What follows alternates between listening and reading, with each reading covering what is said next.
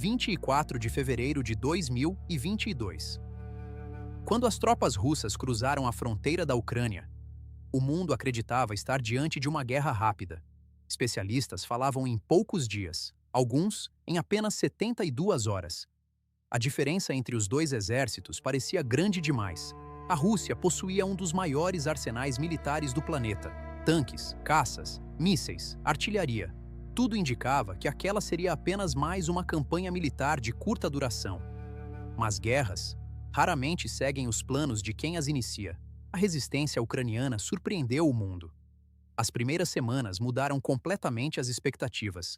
Enquanto isso, países de diferentes partes do planeta passaram a enviar equipamentos, recursos, treinamento e apoio estratégico. Pouco a pouco, aquela guerra deixava de ser apenas uma disputa por território. Sem que quase ninguém percebesse, ela começava a transformar a própria maneira como as guerras seriam travadas nas décadas seguintes. Mas talvez, enquanto o mundo observava apenas os combates, a maior transformação estivesse acontecendo diante dos nossos olhos.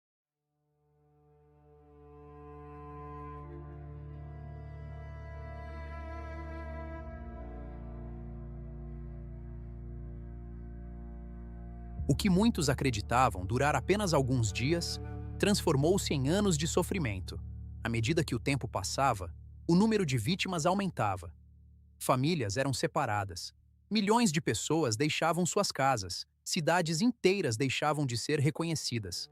Escolas, hospitais, pontes, fábricas, infraestruturas essenciais passaram a fazer parte do próprio campo de batalha. A cada nova ofensiva, crescia também a dificuldade de encontrar uma solução. Os objetivos iniciais davam lugar a uma realidade cada vez mais complexa. O desgaste atingia soldados, governos, economias e milhões de civis. Enquanto o mundo acompanhava mapas e manchetes, a guerra deixava marcas profundas na vida de pessoas comuns. Poucos conflitos recentes permaneceram tanto tempo diante dos olhos do planeta. E enquanto todos esperavam pelo fim, algo começava a mudar silenciosamente. Quando uma guerra se prolonga, ela deixa de transformar apenas fronteiras. Ela começa a transformar sociedades inteiras.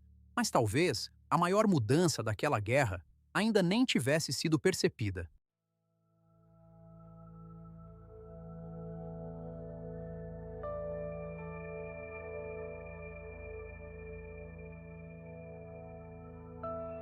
Durante mais de um século, as grandes guerras foram vencidas pela força.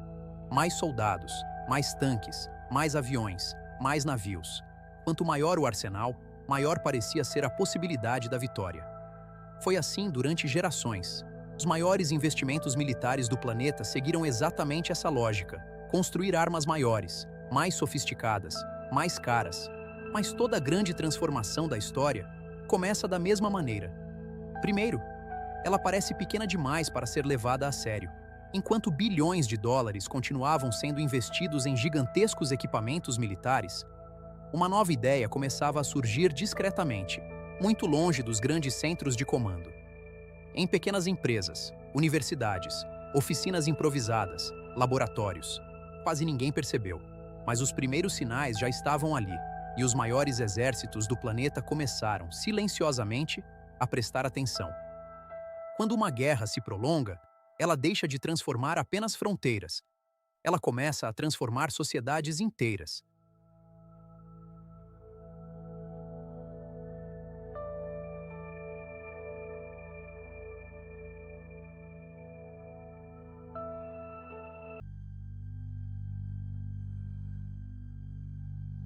Durante séculos, os soldados aprenderam a observar o horizonte.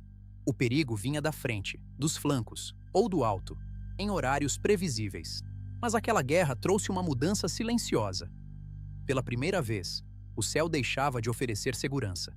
Pequenos equipamentos passaram a observar movimentos, localizar posições, acompanhar deslocamentos, transmitir informações em tempo real.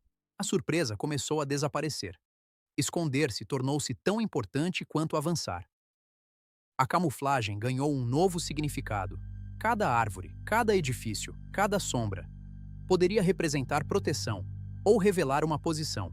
A guerra mudava diante dos olhos do mundo. E todos os grandes exércitos observavam atentamente aquelas mudanças. Às vezes, uma revolução não começa com uma explosão. Ela começa quando todos precisam mudar a maneira de pensar. Mas observar era apenas o começo. Em pouco tempo, aqueles pequenos equipamentos deixariam de ser apenas os olhos da guerra.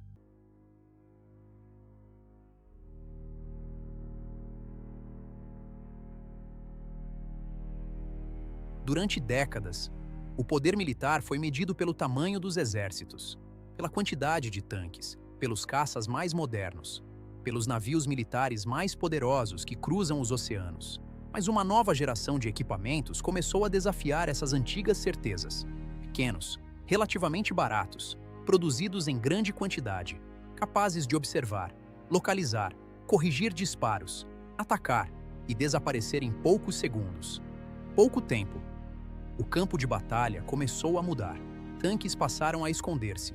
Blindados receberam novas camuflagens. Posições antes consideradas seguras deixaram de existir. Movimentar-se durante o dia tornou-se cada vez mais arriscado. A inovação passou a acontecer numa velocidade incomum. Novos modelos surgiam mês após mês. Drones aéreos, terrestres, navais. Cada nova versão trazia novas capacidades. Enquanto grandes sistemas militares levavam anos para evoluir, essas pequenas plataformas mudavam em questão de semanas. A superioridade já não dependia apenas de quem possuía mais recursos, dependia também de quem aprendia mais rápido.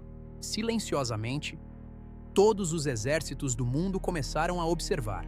Quando uma tecnologia obriga todos os lados a mudar seu comportamento, ela deixa de ser apenas uma nova arma.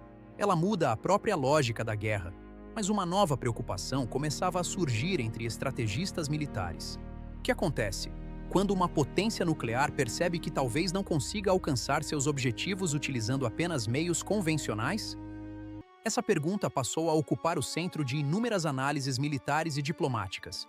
Desde o início da era nuclear, essas armas tiveram um papel que vai muito além do combate.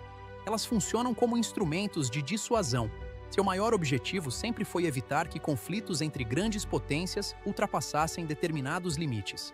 Ao longo desta guerra, o mundo voltou a discutir temas que pareciam pertencer ao passado: escalada, dissuasão, equilíbrio estratégico, responsabilidade.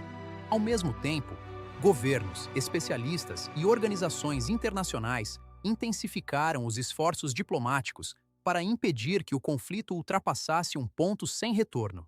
Talvez a maior lição desta guerra não esteja apenas nas novas tecnologias, nem apenas nos drones, mas na lembrança de que, quanto maior o poder de destruição, maior deve ser a responsabilidade de evitar seu emprego.